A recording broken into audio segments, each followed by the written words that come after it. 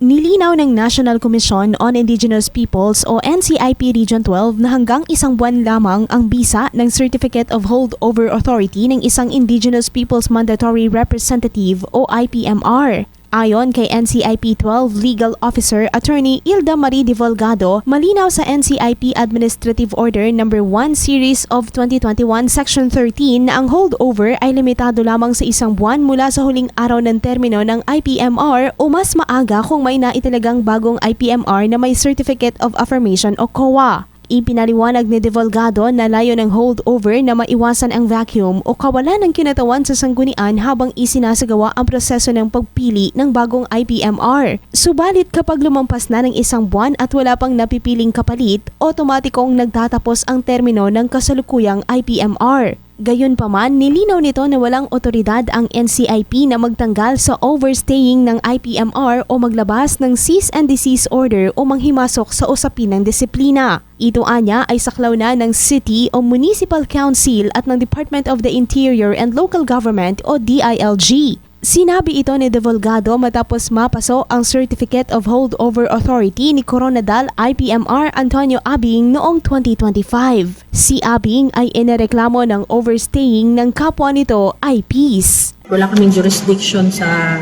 sanggunian or sa DILG. Yung discipline yan at saka sila ang nag-i-implement yan.